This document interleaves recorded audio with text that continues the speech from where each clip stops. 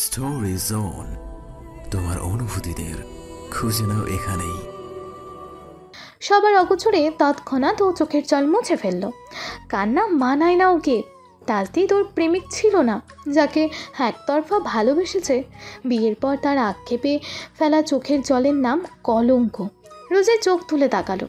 তাজদিদের দিকে হাসি মুখে সৈয়দ সাহেবের সাথে কথা বলছে সে। পাশে থেকে আওয়াজ এলো, ও মা তাজদিদ, পাস্তা খাওনি তুমি? মিসেস সৈয়দের গলা শুনে সামনে তাকালো তাজদিদ। ভদ্রমহিলার হাসি মুখ দেখে ওর হাসি প্রসারিত হচ্ছিল, কিন্তু পাশে দাঁড়ানো রিঙ্কির হাসিটা দেখে হাসি কমে আসলো তাজদিদের। পরনে ভারী কারুকার্য করা 3 পিস আর ঘাড় বাঁকিয়ে তাকিয়ে থাকা রিঙ্কির চেহারায় এক অদ্ভুত হাসি। চোখাচোখি হতেই তাজদিদ চোখ সরিয়ে নিল। আবারও মিসেস সৈয়দের দিকে তাকিয়ে হেসে বলল, খেয়েছি আন্টি, ভালো ছিল। কেমন আছেন তাজদিদ ভাই? তাজদিদ আবারও তাকালো রিঙ্কির দিকে। স্বাভাবিকভাবে বলল, আলহামদুলিল্লাহ ভালো আছি। তুমি কেমন আছো রিঙ্কি? জি, আপনাকে দেখে বেশ ভালো আছে। রিঙ্কির কথায় বিরক্ত হলেও প্রকাশ করলো না তাজদিদ। রিঙ্কি আগ্রহের সাথে বলল, পাস্তাটা কিন্তু আমি বানিয়েছি তাজদিদ ভাই, পছন্দ হয়েছে আপনার? পছন্দ কেন হবে না, আমার ছোট্ট বোনটা রান্না করেছে বলে কথা। একদম সুপারব ছিল। মিসেস সৈয়দ অপ্রস্তুত হয়ে যান। রিঙ্কিকে তাজদিদের এমন আহ্লাদি ছোট্ট বোন সম্বোধনের জন্য সৈয়দ সাহেব নিজেও তৈরি ছিলেন না। গলা খাকারি দিলেন উনি। রোজি বোনের দিকে তাকালো। তাজদিদের কাছে বোন কথাটা শুনে রিঙ্কিরও কোনোরূপ হেলদোল নেই। রোজি বেশ বুঝলো বোনের চেয়েও ওয়াও শব্দটা বেশি শুনেছে রিঙ্কি। মনে মনে ভাবতেও শুরু করেছে আরও কতভাবে তাজদিদের মুখ থেকে ওয়াও শব্দটা বের করানো যায়। মিসেস সৈয়দ কিছু বলতে চাইছিলেন। রিঙ্কি মাকে বলল, আমি রুমে যাচ্ছি, ওনাকে ভেতরে পাঠাও। মাথা ঝাঁকালেন মিসেস সৈয়দ। রিঙ্কি হেলে ধুলে ভিতরে চলে গেল। সৈয়দ সাহেব আর তার মিসেস মিলে তাজদিদের সাথে কথা বললেন আরও কিছুক্ষণ। তাদের কথার মাঝে তাজদিদ ডান হাতে 2 আঙুল কপালে ডলল দুবার। জীবনে অনেক রকমের ঝামেলা মিটিয়েছেও, তবে প্রথমবারের মতন এমন উদ্ভট বিষয় ওর মাথায় ঘুরপাক খাচ্ছে। রিঙ্কির ব্যবহার সুবিধার না, ব্যাপারটা সহজে মিটবে বলে ওর মনে হচ্ছে না। বুকে হাত গুজে চেয়ারে হেলান দিকে বসে আছে তাজদিদ। সামনেই রিঙ্কি অঙ্ক করছে আর লিখতে লিখতে অদ্ভুতভাবে হাসছে। কোনোরূপ প্রয়োজন না থাকা সত্ত্বেও বারবার কানের পেছনে কপালে চুল গুজছে মেয়েটি। বিরক্তি হয়ে এদিক ওদিক তাকালো তাজদিদ। হাত বাড়িয়ে পাশের ড্রেসিং টেবিলে থেকে হেয়ারব্যান্ড নিল। টেবিলে রেখে ঠেলে রিঙ্কির দিকে এগিয়ে দিল ওটা। বলল, পরের বার পড়তে বসার আগে চুল ঠিকঠাক মতো সেট করে নিও, কেমন? রিঙ্কি হাসি বর্ধিত করে হেয়ারব্যান্ড হাতে নিল। মাথায় পড়তে পড়তে বলল, কেন, আপনার বেবি হেয়ার পছন্দ না? আমার পড়ার সময় উটকো ঝামেলা পছন্দ না, পড়ায় কনসেন্ট্রেট করো। তাজদিদের স্পষ্ট জবাব। রিঙ্কি নিঃশব্দে হেসে আরও 2 কলম লিখল খাতায়। তারপর খাতাটা এগিয়ে দিল তাজদিদকে। তাজদিদ সূক্ষ্মভাবে পরখ করলো খাতাটা। রিঙ্কিকে পড়াশোনায় ও যতটা গা ছাড়া ধারণা করেছিল ততটাও নয়। অঙ্কগুলো একদম ঠিকঠাক করেছে, উপরন্তু ওর হাতের লেখাও যথেষ্ট সুন্দর। খাতাটা ফেরত দিল তাজদিদ। কিছু বলতে যাবে রিঙ্কি কলম মুখে পড়ে ঘাড় বাঁকিয়ে বলল, কেমন বুঝলেন তাজদিদ ভাই, আমি আপনার যোগ্য তো? স্টুডেন্ট হতে যোগ্যতা লাগে না, মজার বিষয় হলো মা তামজিদের লেখা দেখলেই রেগে যায়। ওর হাতের লেখা দেখলে নাকি কেউ মানবেই না যে ও আমার ভাই। বাট ট্রাস্ট মি, তোমার হাতের লেখা মাশাআল্লাহ, যে কেউ দেখলেই বলবে তুমি আমার এই ছোট বোন, নো ডাউট অন ইট। বলতে বলতে উঠে দাঁড়ালো তাজদিদ। রিঙ্কি বা হাতের কোনোই টেবিলে ঠেকিয়ে তালুতে মাথা গুজল। মুগ্ধতা নিয়ে চেয়ে রইল সব রকমের যুক্তি খণ্ডন করতে জানা মানবের দিকে। তাজদিদ টেবিল থেকে নিজের ওয়ালেট আর ফোনটা মুঠোয় নিল। বলল, রেগুলার পড়া করে রেখো, আমি পড়া জমানো স্টুডেন্টদের পড়াই না। বলা শেষে তাজদিদ মানি ব্যাগ প্যান্টের পকেটে গুজে রুম থেকে বেরিয়ে আসলো। রিঙ্কি এক দৃষ্টিতে ওর বেরিয়ে যাওয়া দেখলো। তারপর উঠে গিয়ে তাজদিদের চেয়ারে বসে গেল। টেবিলের ওপরে 2 পা তুলে চেয়ারে দুলতে দুলতে চোখ বন্ধ করে নিল ও। মৃদু আওয়াজে আওড়ালো, বিশ্বাস করুন তাজদিদ ভাই, আপনার এই স্টুডেন্ট কোনো রকম পড়া জমাবে না, একটু পড়া চুরি করবে না, সে কেবল আপনার মনটা চুরি করবে। সবে তো আপনার জায়গায় বসেছি, হুট করেই দেখবেন রিঙ্কি আপনার মনিও বসে গেছে। ইউ নো হোয়াট তাসদিদ ভাই, আপনি শুধু আমার, আপনাকে কেবল আমার সাথেই মানাবে। মাগরিব পরে বাসায় ফিরল তাসদিদ। রুমে ঢুকেই আগে ওয়ালেটটা বিছানায় ছুঁড়ে মারল, তারপর নিজেও এসে বসলো। দুহাতে মুখ মোছার মতো করে ক্ষুদ্র শ্বাস ফেললো একটা। তামজিদ আধা শোয়া হয়ে মোবাইলে গেমস খেলছিল। এক পলক ভাইকে দেখে নিয়ে আবারও খেলায় মনোযোগ দিল। বলল, তারপর নাটকের কারখানা দর্শন করে কেমন বোধ করছিস? রিডিকুলাস। বিড়বিড়িয়ে বলল তাসদিদ। স্পষ্টভাবে শুনতে না পেয়ে তামজিদ ভাইয়ের মুখের দিকে উকি দিল। তারপর ফোন রেখে উচ্চস্বরে হাঁক ছাড়ল, মা, ও মা, শুনছো? তোমার ছেলে ছাত্রী পড়াতে গিয়ে ছাত্রীকে বিয়ে করে ফেলেছে, তাড়াতাড়ি এসো। বিমূর্ত চোখে চাইল তাসদিদ। তামজিদ সরল শব্দহীন একটা হাসি দিয়ে বলল, চিল, মা বাসায় নেই, নামাজ পড়ে পাশের বাড়ি চিল, মা বাসায় নেই, নামাজ পড়ে পাশের দর্জি বাড়ি গেছে। তুই আমাকে পাত্তা দিচ্ছিস না বলে ওভাবে বলেছি। এবার বল, কি কি হলো ও বাসায়? সৈয়দ ফ্যামিলি কি তোকে শুধু আপ্যায়নই করেছে, নাকি সত্যি সত্যি বিয়ে পড়িয়ে দিয়েছে? তামজিদের মাথায় চাঁটি লাগালো তাসদিদ। গুরুত্ব দিল না ওর প্রশ্নকে। উঠে গিয়ে টেবিলে থাকা বইপত্রের দিকে এগুলো ওগুলো কিছুটা এলোমেলো দেখে গোছাতে গোছাতে বলল, এগুলো এলোমেলো কেন? বিকেলে তোর এক্স ভার্সিটির এক্স প্রফেসর বাসায় এসেছিল, তোর রুম দেখতে এসেছিল। ভার্সিটি পাল্টে তুই কি পড়ালেখা করে দুনিয়া উল্টে দিচ্ছিস? মাথায় হাত বোলাতে বোলাতে বলল তামজিদ। ওর কথা শুনে তাসদিদের হাত থেমে যায়। ভাইয়ের দিকে ফিরে কিছুটা বিস্ময় নিয়ে বলল, এক্স ভার্সিটির এক্স প্রফেসর মানে? আরে তোর ডিপার্টমেন্টের টিচার সুবোধ না কি যেন নাম, সে হঠাৎ বাসায় ঢুকে পড়ে। বাবাকে বলল সে নাকি এদিক দিয়েই যাচ্ছিল, তাই তোর সাথে দেখা করতে এসেছে। তোকে না পেয়ে বাবার সাথে অনেকটা সময় কথা টথা বললো ভদ্রলোক, তারপর এই রুমে ঘুরে চলে গেল। তাসদিদ চুপ করে আছে। তামজিদ একটা বড় দম নিয়ে শটান হয়ে শুয়ে পড়ল বিছানায়। বলল, হ্যাঁ রে ভাইয়া, তুই কি জাদুটোনা জানিস না কি বলতো? যেখানেই যাস ফ্যান বেস তৈরি করে আসিস। কোনো দিনও শুনিনি কোনো ভার্সিটির টিচার তার স্টুডেন্টের বাসায় যায়। আর তোর কপাল দেখ, প্রফেসর বাড়ি বয়ে তোর পড়ার ঘর দেখতে আসে। ভাবা যায়? আমি তো... তামজিদ বলে চলেছে। তাসদিদ নিচের ঠোঁট কামড়ে ধরে হাসল। তারপর টেবিলের সামনের তাকে থাকা কলমদানি থেকে একটা কলম হাতে নিল। চেয়ারে ঠেস দিয়ে দাঁড়িয়ে কলমের নিব ওঠা নামা করতে লাগলো। চেয়ে রইল সর্বনামের লেখাবিহীন খাতাটার দিকে। দুখণ্ড পর কলমের থাকা ছোট্ট বোতামটা টিপল তাসদিদ। তাক করলো খাতাটার দিকে। কলম থেকে বেরোনো সবুজ রাঙা রশ্মি খাতার উপর পড়তেই ফ্রন্ট পেজে স্পষ্ট অক্ষরে লেখা ফুটে। এবারে সেখানে গোটা গোটা হরফে লেখা, reaction and modifications. Taiyab Alves বাসায় নেই। ড্রয়িং রুমের সোফায় গা এলিয়ে দিয়ে বসে টিভি দেখছে তুলল। হাতের বার্গারে কামড় দিতে যাবে, জুতার আওয়াজ শুনে টনক নড়ে ওর। পাশে তাকিয়ে দেখে তাথই গটগট করে সিঁড়ি দিয়ে নামছে। তুলল বার্গারটা টি টেবিলে রেখে এক দৃষ্টিতে চেয়ে রইল বোনের দিকে। এলোমেলো চুল, শুকনো দেহ, চোখ বসে গেছে তাথইয়ের। অজ্ঞান অবস্থায় ওকে হসপিটালাইজড করা হয়েছিল, কিন্তু জ্ঞান ফেরার পর হসপিটালে এক বেলাও ছিল না ও। জ্বরে শরীর নিয়ে চলে এসেছে অম্বুনিরে। নিজেই নিজেকে সুস্থ করার চেষ্টা করেছে। দিন কয়েকের ব্যবধানে হয়তো জ্বর কমেছে কিছুটা, কিন্তু জেদ কমেনি। এই শরীর নিয়েই বাইরে বেরোতে উদ্যত হয়েছে ও। তুল্য বেশ বুঝলো তাথই ক্যাম্পাসেই যাচ্ছে। দুদিনের নোটস জোগাড় করতে পড়তে উঁচু গলায় বলল, নোটিস দেখিসনি আজ ক্লাস নেই?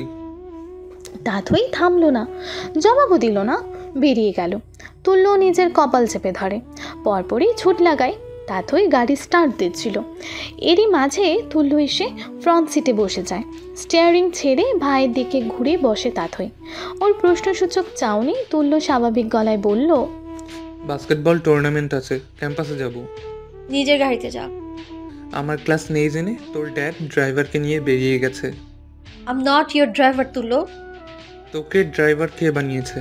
ফেভার ব্যাক কর, জ্বরের ঘোরে যখন অন্তুকে স্মরণ করছিলি তখন অন্তু এসে তোকে হসপিটালাইজড করেনি, আমার গাড়িতেই হসপিটালে নিয়ে গেছিলাম তোকে, মাইন্ড দ্যাট। তাথই দাঁতে দাঁত চেপে গেল। ওর চোখ গেল তুল্যের পায়ের দিকে। হাঁটুর নিচ অব্দি 3/4 প্যান্ট পরা অবস্থাতেই বেরিয়ে এসেছে তুল্য, কিন্তু সেদিকে ওর কোনো ভ্রুক্ষেপ নেই। কিছু না বলে গাড়ি স্টার্ট দিল তাথই। ড্রাইভিং করতে করতে কয়েক মিনিট পর কাউকে কল করলো। কানে গোজা ব্লুটুথে বলল, হ্যাঁ রুমন, ক্যাম্পাসে আছিস তুই? রুমনের নাম শুনেই চটে গেল তুল্য। ও বেশ জানে তাথই ইচ্ছে করে ওকে রাগাচ্ছে। হুট করেই ওর খেয়াল হয় ও বাসায় পড়া 3/4 পরেই চলে এসেছে। তীব্র আক্ষেপে চোখ খিচে বন্ধ করে নিল তুল্য। তাথই না তাকেও বুঝলো ওর পাশের জনের চেহারায় বিপুল বিব্রত বোধ। বিশ্বজয়ের হাসি দিয়ে গাড়ির স্পিড বাড়ালো। ভার্সিটি পৌঁছে গাড়ি পার্ক করে গাড়ি থেকে নামলো তাথই। হাতের ওপর পিঠে গলার দিকটা ডলা লাগালো। বুঝলো শরীরের উত্তাপ একেবারে অগ্রাহ্য না, জ্বরটা পুরোপুরি ঠিক হয়নি ওর। জানালা দিয়ে মাথা ঢুকিয়ে ব্যাকসিট থেকে ব্যাগ নিল তাথই। এক পলক সামনে তাকিয়ে দেখে তুল্য উকিঝুঁকি দিয়ে কাউকে খুঁজছে। তাথই কাঁধে ব্যাগ বাঁধিয়ে হাঁটা লাগালো। আশপাশ দেখে তুল্য বেরিয়ে আসলো। পকেট থেকে সিগারেট বের করে ধরালো একটা। তখনই আওয়াজ আসলো, ভর দুপুরে ভরা ক্যাম্পাসে লোমশ পায়ে লোভনীয় পেশি দেখিয়ে বেড়াচ্ছ তুল্যবাবু, নট ফেয়ার। তুল্য অনড় হয়ে দাঁড়িয়ে থাকে। ওর নাক মুখ দিয়ে সিগারেটের ধোঁয়া বেরোয়। আপাত দৃষ্টিতে দেখা না গেলেও মাথা কান দিয়েও হয়তো অদৃশ্য ধোঁয়া বের হচ্ছিল ওর রাগের। রুমন পেছন থেকে হেলতে দুলতে পাশ কাটায় তুল্যকে আপাদমস্তক দেখতে দেখতে উল্টো হয়ে হাঁটছিল। তুল্য অস্থির চিত্তে আশেপাশে তাকালো। কিছু না পেয়ে নিজের পকেট থেকে রুমাল বের করলো। তারপর পার্ক করা একটা সাইকেলের চেইনে ডলা মেরে কালি লাগালো রুমালটায়। দাঁতে দাঁত চেপে বলল, রুমন বুকে হাত দিয়ে আটকে ওঠে। ঘুরে ওঠে দেখে তাথই অনেকটাই দূরে চলে গেছে। তাথই বলে চিৎকার দিয়েও ওঠেও। ওর ডাক শুনে হতাশ শ্বাস ছাড়লো তাথই। পেছনে ফিরে দেখে রুমন হাত নাড়িয়ে নাড়িয়ে দৌড়াচ্ছে, আর ওর পেছনে তুল্য রুমাল হাতে টেনে আসছে। তাথইকে থামতে দেখে তুল্য কিছুটা দূরেই থেমে যায়। রুমালটা ছুঁড়ে ফেলে অন্যদিকে চলে যায় ও। রুমন হাঁপাতে থাকে। তাথই রাগ নিয়ে ওর পাঞ্জাবির কলার চেপে ধরলো, বলল, হ্যালো ডিয়ার লিসেনার্স, আপনারা শুনছেন স্টোরিজ অন প্রেজেন্স ধারাবাহিক পর্ব গল্প। আমাদের সামগ্রিক প্রচেষ্টাকে উৎসাহিত করতে লাইক অ্যান্ড কমেন্ট করতে ভুলবেন না। Thank you. তোকে বলেছি না তুলো থেকে দূরে থাকতে। তোর না জ্বর ছিল তাথই, জ্বর কমেনি কেন? ছেড়ে দে প্লিজ, ছেড়ে দে। আর কোনোদিন তোর ভাইকে কিছু বলবো না রে ভাই, আমাকে আমার আজকের মতো ছেড়ে দে প্লিজ। রুমন চেঁচাচ্ছে, নিজেকে ছাড়ানোর চেষ্টা করছে। এতে ওর শলাকার মতো শরীরটা আরও ঝাঁকি দিয়ে উঠছে।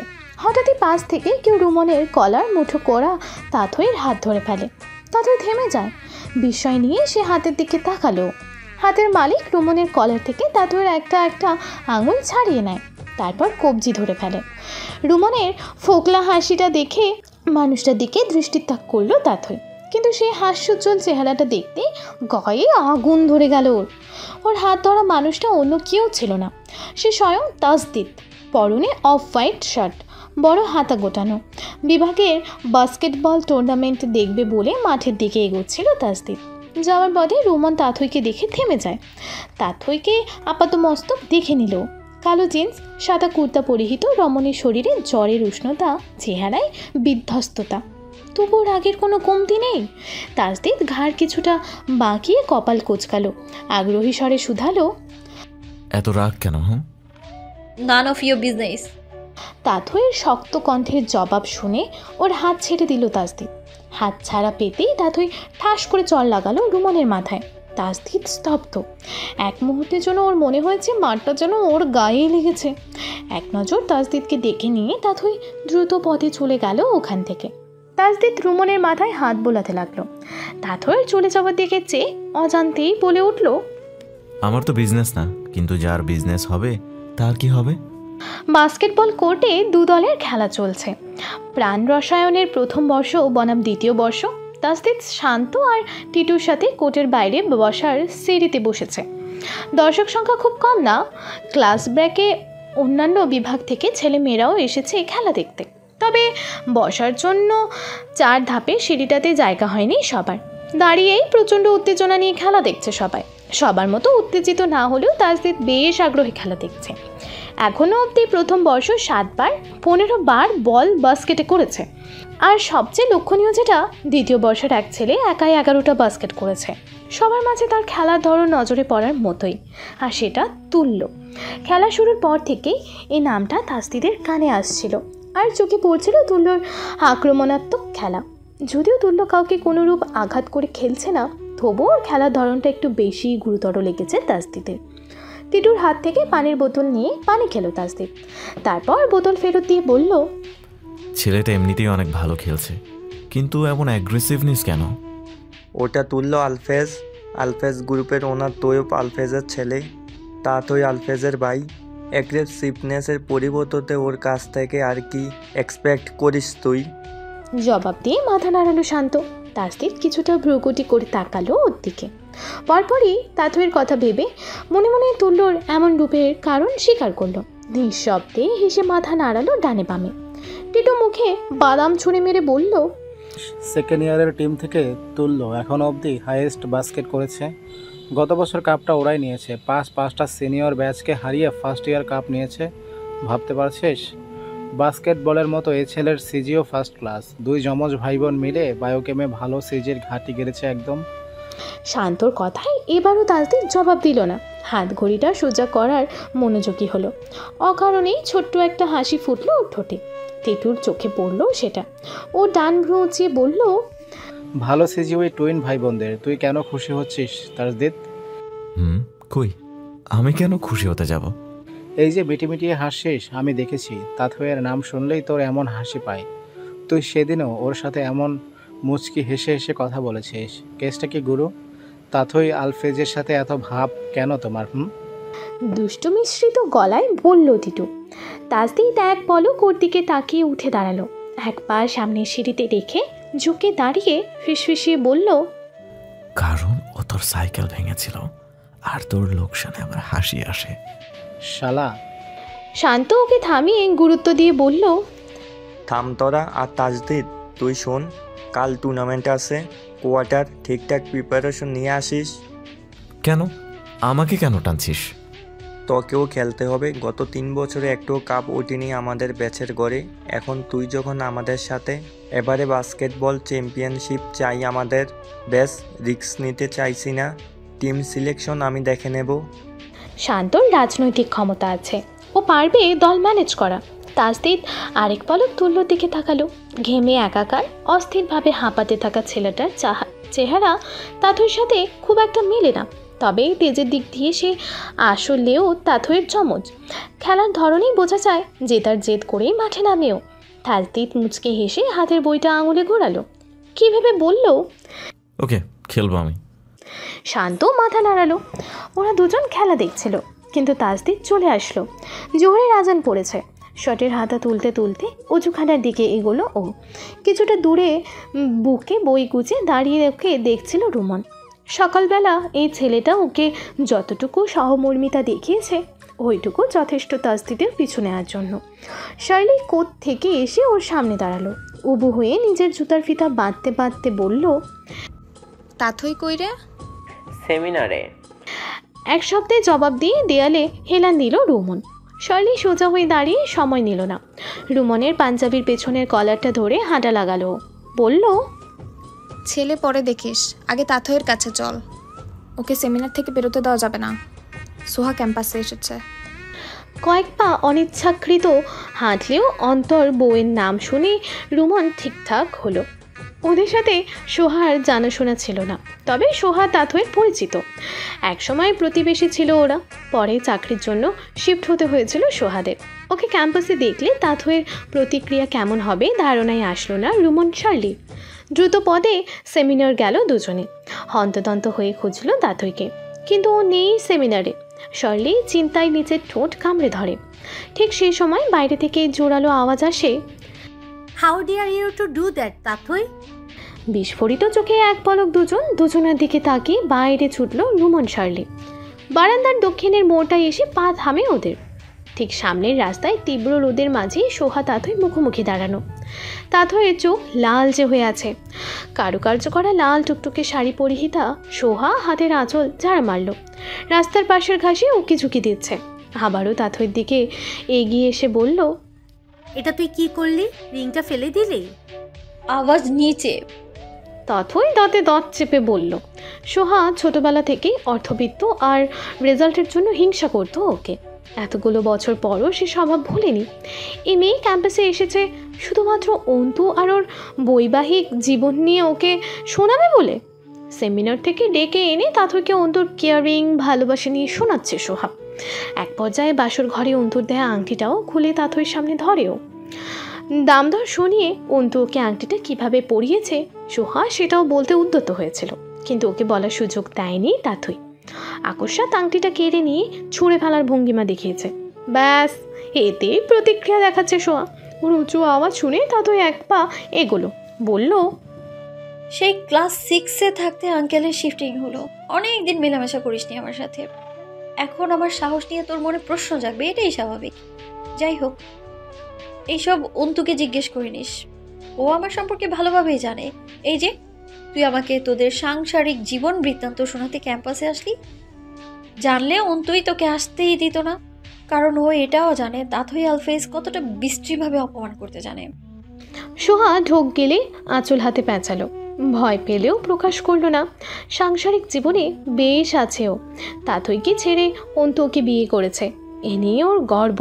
কিন্তু যতটা ভাব দেখাতে ও এসেছিল তাথই ধমকিতে পুরোটাই ফুটো বেলুনের মতো চুপসে গেল। তাথই ওর মুঠোতে আংটিটা পুড়ে দিল, শান্ত শীতল স্বরে বলল, শুধুমাত্র অন্তুর কথা ভেবে আজকে ছাড় দিলাম। সসম্মানে বাঁচতে চাইলে না আমার থেকে দূরে থাক সোহা, কারণ আমার নামটা পানির বিশেষণ হলেও আমি মানুষটা আগুনের বিশেষণ। একদম সুবিধার না আমি, ওকে? শেষের কথাটা মাথা দুলিয়ে বলল তাথই। বলা শেষে সোহাকে পাশ কাটালো। সোহা শক্ত হয়ে দাঁড়িয়ে ওর চলে যাওয়া দেখল শুধু। এই মেয়ের তেজ খণ্ডন করা সহজ কথা না। কয়েক পা এগিয়ে রোমন শার্লিকে দেখে গতি কমে তাথইয়ের। রোমন দাঁত কেলিয়ে বলল, ভীম ছাড়াই মুখে ঝামা ঘষে দিতে জানি সুখী। I just love you. Tathoi ভ্রু কিঞ্চিত কুঁচকে বলল, তোরা এখানে কেন? তুই তো অসুস্থ তাই। শার্লি হেসে ওর হাত ধরতে যাচ্ছিল। রোমন ওর হাত সরিয়ে বলল, খবরদার আমার বান্ধবীকে ছবি না। তোদের ড্রেসআপের মতো তোদের ছোঁয়া মনে হয় ঠিকঠাক না। আমার যথেষ্ট সন্দেহ আছে। আমার ড্রেসআপ নিয়ে কথা বলছিস? তোর ড্রেসআপ মনে খুব ঠিকঠাক শালা। শার্লি কাঁধের ব্যাগ খুলে ওইটা দিয়েই রোমনকে মারতে শুরু করলো। রোমন মার ঠেকাতে ব্যস্ত আর শার্লি মার দিতে। তাথই হাঁটা লাগালো, ওর গলা শুকিয়ে আসছে। জ্বর পুরোপুরিভাবে নামেনি। এতক্ষণ রোদে দাঁড়ানোর জন্য দেহের উত্তাপটাও বাড়ছে। ব্যাগ থেকে বোতল বের করে কয়েক ঢোক পানি খেলো তাথই। টের পেল তারপরও ওর শরীর টলছে, দাঁড়াতেই পারছে না। উপায়ন্তর না দেখে পুরো বোতলের পানি মাথায় ঢেলে দিল তাথই। আধভেজা হয়ে ওর চুল, চেহারা, জামার গলার দিকটা কিছুটা অংশ। চুল আঙুলে নেড়ে ও পা বাড়ালো গাড়ির দিকে। কিছু না শুনলেও দোতলার ক্লাসে বসে পুরোটাই দেখলো তাজদীপ। রাগান্বিত রমণী তার ঘাড়ের আধা ভেজা চুল আঙুলে উল্টাচ্ছে। না চাইতেও ক্লাস বাদ দিয়ে সেদিকে তাকিয়েছিল। তাথই সোহার একসাথে দাঁড়িয়ে থাকাও দেখেছেও। ও যে সোহাকে কোনো বিষয় ঠান্ডা গলায় হুমকি দিয়েছে তা সোহার চেহারায় স্পষ্ট। এরপর নিজের মাথায় পানিও ঢেলে নিয়েছে তাতই, সেটাও দেখেছে তাজদীপ। ও হলফ করলো নিঃসন্দেহে তা রাগ কমানোর জন্যই হবে। হাফ ছাড়ার মতো করে মুখ দিয়ে শ্বাস ছাড়ল তাজদীপ। মাথা নাড়িয়ে অস্ফুট স্বরে বলল, স্পাইসি। মিষ্টি খাবেন তাসিফ ভাই?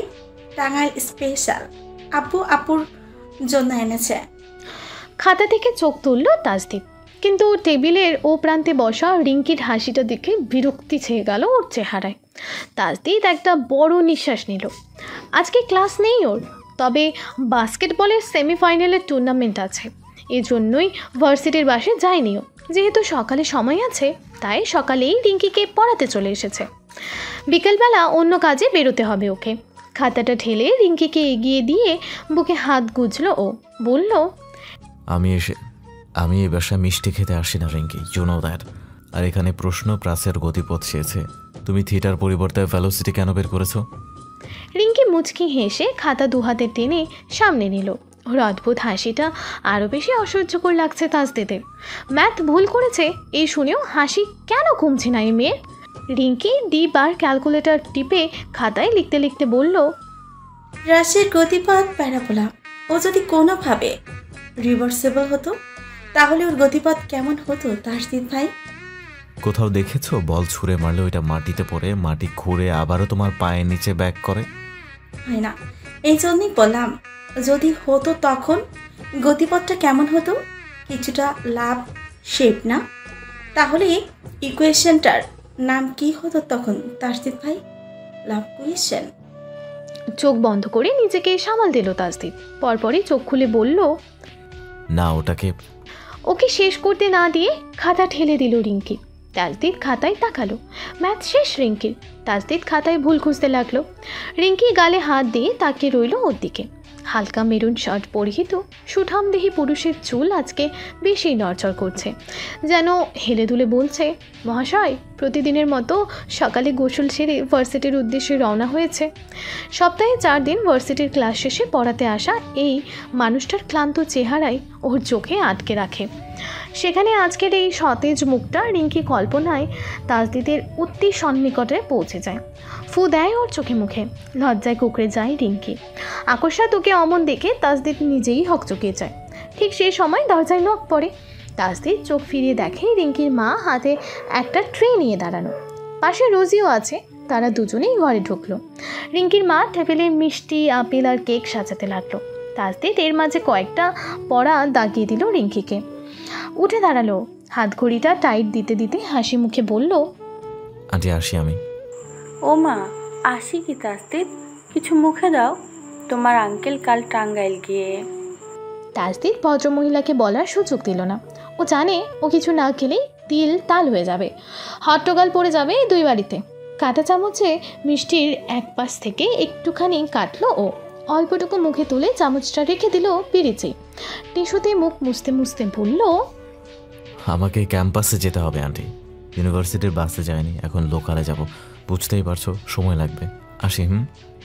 বলা শেষে তাসদিদ দ্রুততার সাথে বেরিয়ে যায়। সোনার ছেলে বলে দরজায় তাকিয়ে থাকে মিসেস সৈয়দ। রোজি মায়ের দিকে তাকিয়ে মনে মনে বলল, তোমার সোনার ছেলে তোমাদের এমন আদেক্ষেতার উপর বিরক্ত হচ্ছে মা। আই উইশ কেউ এটা তোমাদের বুঝাতো। ক্ষুদ্র শ্বাস ফেলে বোনের দিকে তাকালো রোজি। রিঙ্কি তাসদিদের রেখে যাওয়া কাঁটা চামচ গুড়িয়ে গুড়িয়ে দেখছে আর ঘাড় বাঁকিয়ে অদ্ভুতভাবে হাসছে। একটু পর চামচটা মুখে পুরে চোখ বন্ধ করে নেয়ও। বোনের কর্মকাণ্ডে রাগ হয় রোজির। বরাবরের মতো মুখে কিছু না বলে মনে মনেই বলে, তুই তাসদিদের সাথে মানানসই নস রিঙ্কি। আই উইশ কেউ এটা তোকে শিক্ষা দিত। হিলের আওয়াজ শুনে ড্রয়িং রুমের সোফায় বসে সিঁড়ির দিকে তাকালেন তৈয়ব আলফেজ। কাঁধে ব্যাগ নিয়ে চুইংগাম চিবোতে চিবোতে নিচে নামছে তাথই। পরীক্ষা আছে আজ ওর। সৌভাগ্যবশত জ্বরটা আর নেই। আগের রাত মনের মতো করে পড়েছে ও। কোনো দিক না তাকিয়ে তাথই বেরিয়ে যাচ্ছিল। মুখে সিগারেটটা নামিয়ে অ্যাশট্রেতে নেভালেন তৈয়ব আলফেজ। বললেন, একটা দিন বাসায় ব্রেকফাস্ট করো না, সকালে কোথাও কি খাও? তাথই আটকে গেল। অবাক চেহারা করে পেছনে ফিরল ও। স্বরে রাজ্যের বিস্ময় নিয়ে বলল, আমি কি ঠিক শুনলাম ড্যাড? তুমি আমার ব্রেকফাস্টের কথা জিজ্ঞেস করছো? তৈয়ব আলফেজ উঠে দাঁড়ালেন। দৃষ্টি এদিক ওদিক করে বললেন, তোমার জন্মদাতা হবার দায়িত্ব পালন করলাম, আর কিছু না। না খেয়ে থাকি না ড্যাড, নিজের যত্ন নিজেই করি। জানি তো আমাকে ভালোবেসে যত্ন করার মতো কেউ নেই। যে আছে সে শুধু দায়িত্ব পালন করে, আর কিচ্ছু না। তৈয়ব আলফেজ চলে গেলেন। তাথই এক দৃষ্টিতে বাবার চলে যাওয়া দেখে তাচ্ছিল্য হাসলো। পরে বেরিয়ে আসলো অম্বুনির থেকে। গাড়ির ড্রাইভিং সিটে বসে সিট বেল্ট বেঁধে নিল। চাবি ঘুরিয়ে স্টার্ট দিতে যাবে, গাড়ি স্টার্ট নিল না। তাথই বিব্রত হয়। উকিঝুঁকি দিয়ে দেখে নিয়ে আবারও চেষ্টা করলো গাড়ি স্টার্ট দেওয়ার। এবারেও গাড়ি স্টার্ট নিল না। ঠিক সেই সময়ই পাশে তুল্যর গাড়ি থামে। তুল্য জানালা দিয়ে তাথইয়ের দিকে তাকিয়ে উত্তেজনা নিয়ে বলল, ওয়াও, তোর গাড়ি নষ্ট হয়ে গেছে, ট্রিট দে তাথই। কটমট চোখে ভাইয়ের দিকে তাকালো তাথই। শক্ত হাতে আঁকড়ে ধরল স্টিয়ারিং। তুল্য ভয় পাওয়ার ভান করে বলল, তাথই রেগে গেছে, তাথইয়ের গাড়ি তো খারাপ হয়ে গেছে। তাথই আমার বা ড্যাডের গাড়ি ইউজ করে না। তাথই ভার্সিটির বাস কিংবা রিক্সাও কমফোর্টেবল না। আজ আবার তাথইর এক্সাম, এবার তাথই কি করবে? তাথই ভাইয়ের দিকে অগ্নিচক্ষু করে তাকিয়ে রাগে বড় বড় শ্বাস ফেলতে লাগলো। পাশের সিটে পড়ে থাকা ব্যাগ হাতড়েই ফোন বের করলো। তুল্য উপাস থেকে বলছে, এবার তাথই উবার কল করবে, কারণ তাথইর সবুর নাই, উবার আছে। কানে ফোন ধরে আরেকবার ভাইয়ের দিকে তীক্ষ্ণ দৃষ্টি তাক করে তাথই। সত্যি উবারে কল করছে ও। কলটা রিসিভ হতেই তাথই লোকেশন বলে দিয়ে 10 মিনিটের মধ্যে গাড়ি পাঠাতে বলল। এপাশে তুল্য বলে চলেছে, স্টোরি জোন, তোমার অনুভূতিদের খুঁজে নাও এখানেই।